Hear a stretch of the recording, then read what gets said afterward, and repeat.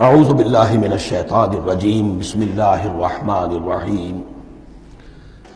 سورہ مبارکہ کے بارے میں خاص حدیث آپ کو سنانا چاہتا ہوں، اور اسی سے در حقیقت جو امام ابو حنیفہ کا موقف ہے رحمۃ اللہ علیہ، اس کی حقانیت مزید مبرہن ہو جائے گی۔ یعنی کیا کہ آیت بسم اللہ سورہ فاتحہ کا جز نہیں ہے۔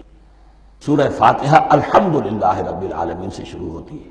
وہ میں آپ کو بتانا بھول گیا کہ جن کے نزدیک یہ سورت کا جز ہے وہ پھر جہری قرات میں بسم اللہ الرحمن بھی بلند آواز سے کہیں گے، اور جن کے نزدیک یہ سورہ فاتحہ کا جز نہیں ہے وہ نہیں کہیں گے، وہ الحمدللہ رب العالمین سے قرات کریں گے۔ تو کوئی فرق نہیں ہے بنیادی۔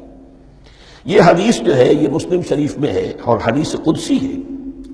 اس کے راوی حضرت ابو ہریرہ ہے رضی اللہ تعالی عنہ، اور اس حدیث نے اس صورت کے مضامین کا نہایت عمدہ تجزیہ کر دیا ہے۔ حدیث کے الفاظ سن لیجئے: قسمت الصلاۃ بینی و بین عبدی نصفین۔ اللہ تعالیٰ فرما رہے ہیں، حدیث قدسی ہے، میں نے نماز کو، صلاۃ کو اپنے اور اپنے بندے کے درمیان آدھا آدھا تقسیم کر لیا۔ فنصفها لی ونصفها لعبدی، اس کا نصف جو ہے وہ میرے لیے ہے اور نصف جو ہے وہ میرے بندے کے لیے ہے۔ وَلِعَبْدِي مَا سَأَلَ، اور جو میرے بندے نے مانگا میں اسے دوں گا، میرا وعدہ ہے یا میں نے اسے دیا۔ اس کے بعد اس کی تفصیل آتی ہے۔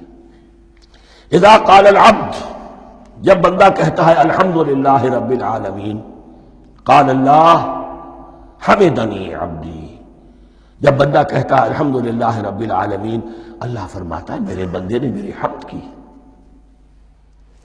وَإِذَا قَالَ الرَّحْمَنُ الرَّحِيمُ قَالَ اللَّهُ اثْنَىٰ عَلَيَّ عَبْدِي، جب بندہ کہتا ہے الرحمن الرحیم، اللہ فرماتا ہے میرے بندے نے میری ثنا کی۔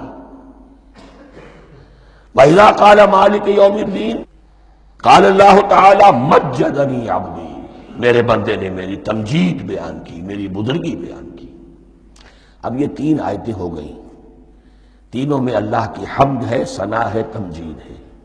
یہ تین آیتیں خالص اللہ کے لیے ہو گئیں۔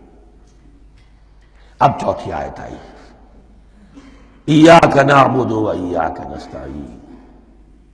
اس کے بارے میں جب بندہ کہتا ہے اذا قال العبد ایاک نعبد و ایاک نستعین، قال اللہ تعالی ھذا ما بینی و بین عبدی ولعبدی ما سأل، یہ میرے اور میرے بندے کے درمیان ہے۔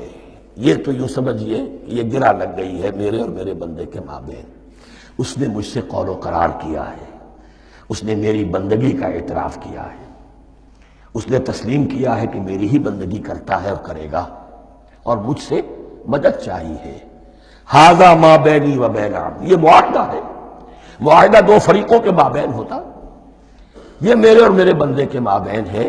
وَلِعَبْدِي مَا سَأَلَ، اور میں نے اپنے بندے کو دیا جو اس نے مانگا۔ وہ میری مدد چاہتا ہے، میری مدد اس کے شامل حال رہے گی۔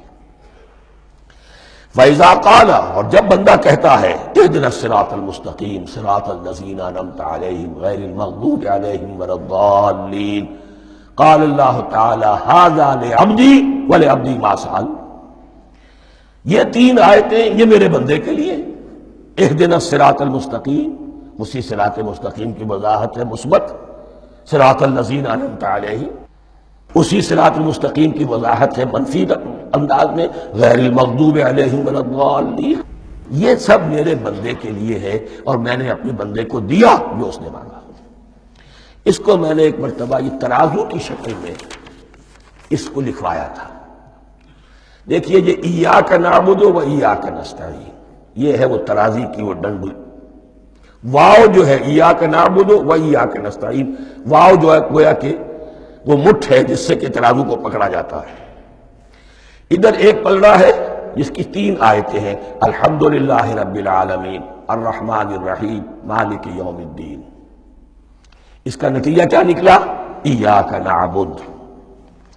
آپ نے شاید یہ سنا بھی ہو، ایک بہت ہی عمدہ قرات کا جو ریکارڈ ہے قاری عبدالباسط عبدالصمد کا، وہ یہاں سے چل کر سورہ فاتحہ کی قرات کر کے ایاک نعبد پر آ کر رکتا ہے۔ الحمدللہ رب العالمین الرحمن الرحیم مالک یوم الدین ایاک نعبد۔ گویا کہ یہاں یہ صورت بالکل ہاف ہو گئی ہے۔ 3 آیتوں میں اللہ کی حمد ہے، ثنا ہے، تمجید ہے، جس کا نتیجہ ہم تیری ہی بندگی کرتے ہیں، تیری ہی اطاعت کریں گے۔ لیکن اب اس کے بعد سوال ایاک نستعین، اسی کی جو استعانت کیا درکار ہے ہمیں؟ ہدایت۔ ہدایت سب سے بڑی استعانت ہے، ہدایت ہی تو سب سے بڑی مدد ہے۔ اہدنا الصراط المستقیم صراط الذین انعمت علیہم غیر المغضوب علیہم ولا الضالین۔ یہ ایاک نستعین کے حکم کے ساتھ یہ 3 آیتیں آ گئیں۔ اہدنا الصراط المستقیم صراط الذین انعمت علیہم غیر المغضوب علیہم ولا الضالین۔ قسمت الصلاۃ بینی و بین عبدی نصفین فنصفها لی ونصفها لعبدی ولعبدی ما سأل۔ اللہ تعالیٰ اس سورہ فاتحہ کا جو اصل مفہوم ہے وہ بھی ہمارے ذہنوں پر، ہمارے شعور کی سطح پر اسے اجاگر کیے رکھے، ہمیں توفیق دے کہ جب بھی پڑھیں، جب بھی سنیں تو وہ کیفیت اگر ہو جائے۔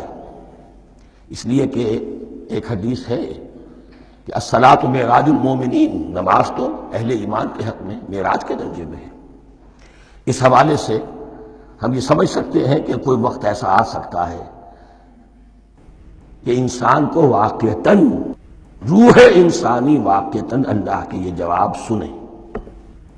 انہونی بات نہیں ہے یہ، ہوتا ہے خطاب آخر، اٹھتا ہے حجاب آخر، کرتے ہیں خطاب آخر، یہ تو ہوتا ہے۔ مخاطبہ الہی، تو میں نے عرض کیا کہ ثابت ہے، مخاطبہ، محادثہ اور تحدیث اللہ بندوں سے کلام کرتا ہے۔ صدق اللہ العظیم۔